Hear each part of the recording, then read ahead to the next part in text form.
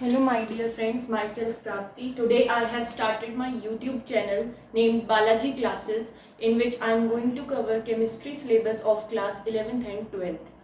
तो आज पढ़ाने के लिए मैंने 11th क्लास का एक चैप्टर उठाया, that is states of matter. मैंने ये चैप्टर इसलिए उठाया सबसे पहले क्योंकि ये एक ऐसा चैप्टर है जिसको जनरली जल्दी जल्दी पढ़ाया जाता है क्लासेस में और इतना ध्यान से नहीं पढ़ाया जाता है।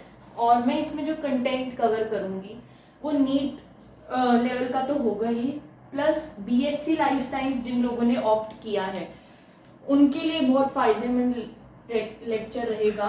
एंड जो नीट एस्पिरेंट्स हैं वो भी इसे देख सकते हैं क्योंकि मैं इसमें बीएससी के लेवल का पढ़ाऊँगी तो उनको ओवर अदर स्टूडेंट्स एक एज मिलेगा, उनको ज़्यादा डिटेल में टॉपिक पढ़ाया जाएगा, उनको ज़्यादा अच्छे से समझ आएगा टॉपिक, जिससे वो एजर्शन रीजन टाइप जो अक्सर गलत हो जाते हैं पूरा चैप्टर आने के बावजूद भी वो नहीं करेंगे।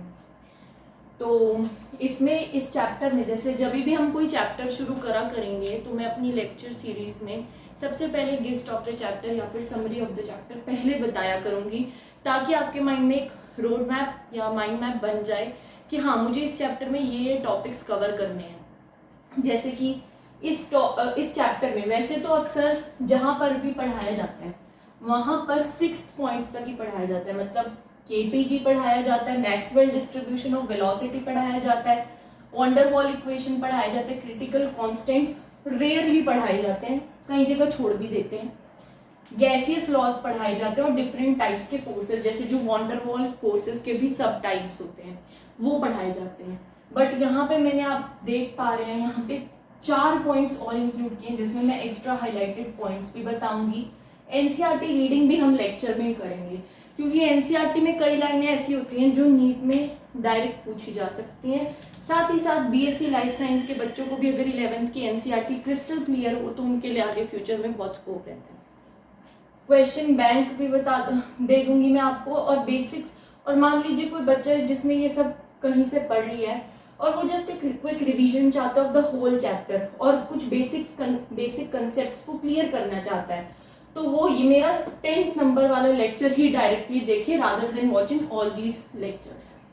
मोर ओवर जो बच्चा 9th-10th में है उसके लिए ये 1st to 5th and 7th to 10th topics बिल्कुल भी यूजफुल नहीं रहेंगे। उसके लिए टॉपिक नंबर 5 यूजफुल रहेगा, that is gaseous laws, Boyle's law, Charles law, Avogadro's law, क्योंकि ये एनटीएससी एग्जाम में कई बार पूछे जाते हैं, सीबीएसई बोर्ड में कहीं नहीं पूछे जाएंगे, बट हाँ कई स्टेट्स के एनटीएससी एग्जाम में इन पे भी क्वेश्चन आ जाता है और बहुत इजी आता है।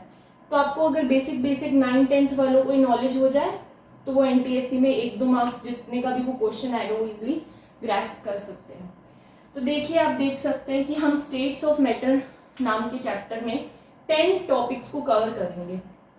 हमारा आज का जो टॉपिक है उसमें मैं जैसे 1st नंबर पे मैंने केटीजी डाला है तो KTG and it's basic postulates cover करेंगे और प्लस ब्रीफ इंट्रोडक्शन तो मैंने आपको दे ही दी कि इस चैप्टर में हम क्या क्या कवर करने वाले हैं।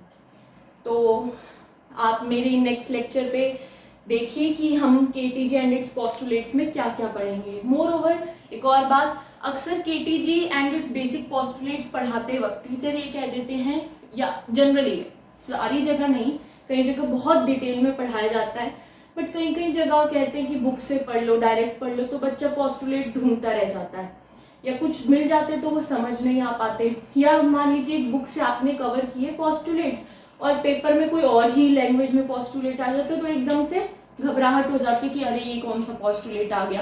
तो कुछ पोस्टुलेट्स एक बुक में होते हैं, कुछ दूसरी में, कुछ तीसरी में। तो मैं जो आपको पोस्टुलेट्स बताऊंगी वो मैंने 3-4 बुक्स को रेफर करके सभी में से जो भी मुझे मिला, कोई भी पॉइंट नहीं छोड़ा मैंने, सभी पोस्टुलेट्स बता दूंगी। मतलब आप अगर मेरा लेक्चर देख लेंगे तो उसके बाद कोई भी बुक उठा लीजिए आप, ऐसा कोई बुक नहीं मिलेगी आपको कि मैंने जो पोस्टुलेट कवर करवाया उसके एक्स्ट्रा कोई और पोस्टुलेट भी आपको किसी बुक में मिल जाए, ऐसा नहीं होगा। I guarantee you for that and hope कि आप मेरा next lecture KTG and it's postulates देखेंगे। थैंक यू एंड तब तक पढ़ते रहिए।